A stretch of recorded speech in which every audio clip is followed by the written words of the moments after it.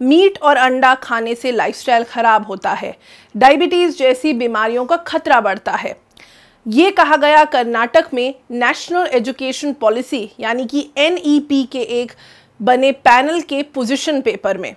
क्या ये दावे साइंस के हिसाब से सही हैं? आपको बताएंगे द वायर एक्सप्लेन्स के इस वीडियो में। NEP के लिए कर्नाटक में पैनल बनाया गया जिसमें 8 लोग शामिल हैं। इन 8 लोगों ने हेल्थ एंड वेलबींग नाम से एक पेपर जारी कर सरकार को NEP लागू करने के लिए सुझाव दिए। इन सुझावों में कहा गया कि पौष्टिक आहार में कोलेस्ट्रॉल फ्री खाने शामिल होने चाहिए और इसीलिए बच्चों को दिए जाने वाले मिड डे मील से अंडा, फ्लेवर्ड मिल्क, बिस्किट हटा देना चाहिए ताकि मोटापा और हार्मोनल इम्बैलेंस को रोका जा सके। साथ ही ये भी कहा गया कि अंडा और मीट से लाइफस्टाइल खराब होता है जिसकी वजह से डायबिटीज, इनफर्टिलिटी जैसी बीमारियां होती हैं। इस पेपर में इंडियन एथनिसिटी का हवाला दिया गया है। ये पेपर निमहंस में department of child and adolescent psychiatry के हेड प्रोफेसर डॉक्टर के जॉन विजय सागर की अध्यक्षता में जारी किया गया। इनके अलावा इसमें 8 अन्य लोग हैं जो कि dietitian, nutritionist, diabetologist, yoga therapist और एथलीट वगैरह हैं। इनमें से कोई भी प्रोफेसर या स्कूली शिक्षक नहीं है। विशेषज्ञों ने इस पेपर में किए गए दावों को अनसाइंटिफिक यानी विज्ञान के विरोधी बताया है और हिंदुस्तान टाइम्स में छपी एक रिपोर्ट में डॉक्टर सिल्विया करपागम ने सवाल किया है कि एक साइकाइट्रिस्ट न्यूट्रिशन पर पेपर क्यों बना रहा है। सिल्विया करपागम ने इसे प्रोपेगेंडा करार दिया है। एक्सपर्ट्स ने यह भी कहा है कि ये बच्चों की स्वास्थ्य से कितना बड़ा खिलवाड़ कर सकता है। लगातार NEP से जुड़ी हुई जितनी भी खबरें सामने आई हैं, जितनी भी बयानबाजी और पॉलिसी सामने आई हैं, उन्हें लगातार एक ब्राह्मणाइजेशन का नाम दिया गया है। एक बड़े प्रोपेगेंडा के तहत इन चेंजेस को इम्प्लीमेंट किया जा रहा है, ऐसा एक्सपर्ट्स ने बताया। आइए सुनिए। NEP बहुत ही प्रोग्रेसिव डॉक्यूमेंट है और इससे हमारे एजुकेशन में बहुत बदलाव आने वाला है।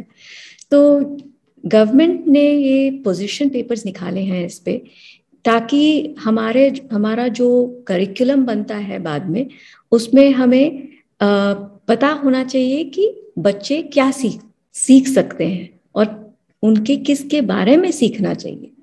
तो मैं इस पोजीशन पेपर मैंने कमेंट किया है। ये पोजीशन पेपर हेल्थ, स्वास्थ्य और वेलबीइंग पे है और इस पोजीशन पेपर में उन्होंने कमेटी ने बहुत सारी बातें खाने या पौष्टिकता के ऊपर बताए हैं, न्यूट्रिशन के बारे में बताए हुए हैं। पहले तो ये बहुत ही अच्छी बात है कि हमारे बच्चे न्यूट्रिशन के बारे में पढ़े और जांच ले और उन्हें ये भी जांच होनी चाहिए कि हमारे क्या क्या ट्रेडिशंस होते हैं और हमारे ट्रेडिशनल फूड्स कैसे होते हैं। पर इस पोजीशन पेपर में बहुत सारी चीज़ें हैं जो साइंटिफिक नहीं है। जैसे कि इस पोजीशन पेपर में कहा है कि अंडे और मांसाहारी खाने से लाइफस्टाइल डिसऑर्डर्स होते हैं। हमें ये कायदा रहना चाहिए कि ये हम बच्चों के बारे में बात कर रहे हैं। बच्चों की जो पौष्टिकता रिक्वायरमेंट्स हैं वो हम बड़ों से बहुत ही अलग है और अगर हम पूरे देश में देखें, हमें पता है कि हमारा देश मैल न्यूट्रिशन में नंबर 1 है। तो हमारे बच्चे ज़्यादा ऐसा कुछ इतनी अच्छी खाना खा ही नहीं रहे हैं पहले से और अंडों और मांसाहारी खाने से जो पौष्टिकता उन्हें मिल सकती है वो बिल्कुल शाकाहारी खाने से ज़्यादा है। हमें ये नहीं कहना चाहिए कि आप शाकाहारी ही खाइए या मांसाहारी छोड़ दीजिए। बच्चा अपने घर में जो खाता है उसे खाना चाहिए और हमारे करिकुलम में ऐसा होना चाहिए कि उसकी हम बिल्कुल रिस्पेक्ट करें कि फैमिली के क्या ट्रेडिशंस है और क्या खाते हैं, हमें उसको रिस्पेक्ट करना चाहिए और वो हमारे नेशनल करिकुलम में भी होना चाहिए। एक और बात जो है पोजीशन पेपर में और ऐसे कई जगहों में है कि सात्विक खाना बहुत अच्छा है। ये हमारी सभ्यता है, सात्विक, राजसिक और तामसिक। ये हमारे मानसिक स्टेट के बारे में बताती है। और बल्कि सात्विक खाना मानसिक स्टेट के लिए बहुत अच्छा है, पर ये अच्छा है बच्चों के लिए, ये किसी ने दिखाया नहीं है, ये साइंटिफिक नहीं है, किसी ने प्रूव नहीं किया है, इसका एविडेंस नहीं है। तो अगर इसके बारे में कुछ हम जानते नहीं हैं, हमें करिकुलम में क्यों डालना चाहिए?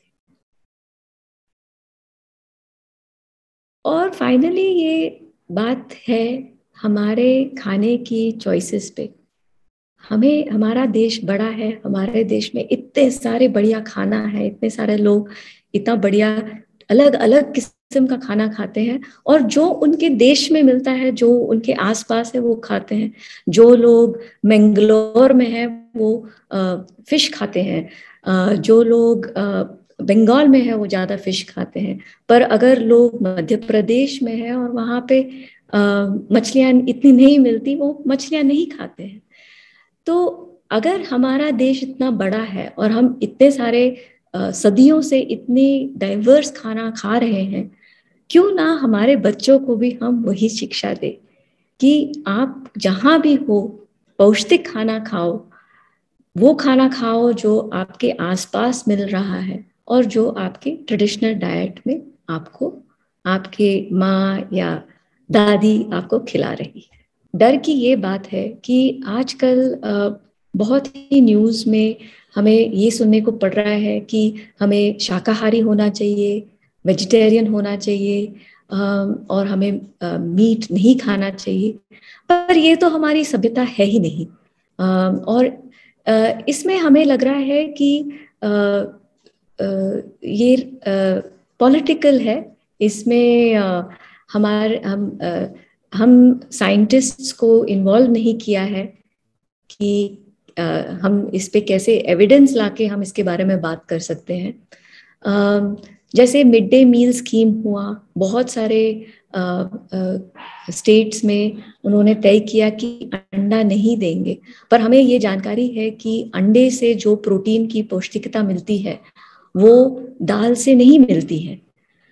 तो ये बहुत ट्रैजिक है हमारे बच्चों के लिए कि वो उन्हें एज इट इज खाना नहीं मिल रहा है, और जो खाना हम दे भी रहे हैं उसको हम कम पौष्टिक खाना दे रहे हैं। तो ये बहुत ही ट्रेजेडी है। We have to understand that even before the pandemic, both education and nutrition were a cause for concern. And the pandemic has actually pushed both of these into a crisis. So now, actually, it's important for us, as concerned citizens, to look at nutrition from a scientific perspective, to make sure that there is children able to catch up with some of the damages and some of the deficiencies that they have been exposed to during the pandemic due to lack of access to even basic foods. And at this point, we have something like this position paper, which is, first of all, we question the legitimacy of the people who have been designing this. What is their credibility? And there is completely lack of evidence in a lot of things that they have stated. And also there's a tendency to homogenize foods, pushing sattvic food as though it is scientific or as though it represents the culture of India. It's patently wrong, and it's also casteist. And it's actually completely goes against the science. In fact, science says that all of us, it's not only children, but all of us need to have access to balanced foods. We need to have diversity, and diversity is not only plants and vegetables and cereals and millets. It's very important that we have diversity which includes animal source foods, which is dairy, which is meat, milk, eggs, fish, chicken, which a lot of Indians eat and they enjoy.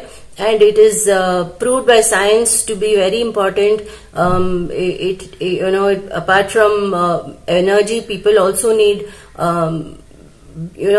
food to fight immunity for the organs to develop, for the enzymes to function, for the blood, for the bones, and all of these will definitely not be met by the kind of food that is being recommended by this position paper, and therefore we reject it. And we appreciate the BJP government in Karnataka for actually bringing in eggs, which in spite of a lot of resistance, and we hope they will continue. And diversity in food is important, but also diversity of people who make these position papers is also important. If we're really concerned about the nutrition of our children, then we need to focus on giving them balanced diets, on diverse foods, which is representative of different cultures. Sattvic is not representative of the diversity of the country, so trying to push that as India's traditional culture comes from a casteist perspective, and we need to challenge that because not only is this kind of food that is being pushed by the position paper, not only is it not scientific, it is not nutritionally sound, but it's also targets people's cultures. It criminalizes certain foods, and it kinds of foregrounds certain other foods.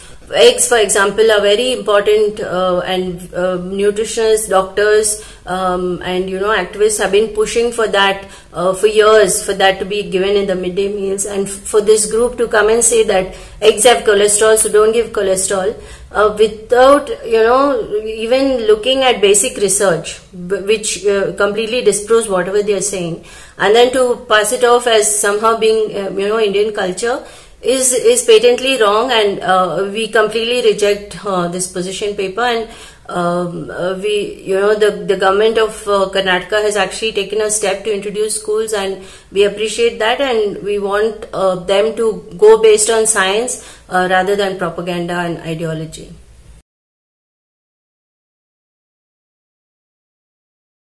The wire के और videos देखने के लिए subscribe करें और bell icon पर click करें। स्वतंत्र पत्रकारिता की आर्थिक मदद करने के लिए डिस्क्रिप्शन में दिए गए लिंक पर जाएं और अपनी राशि चुनें।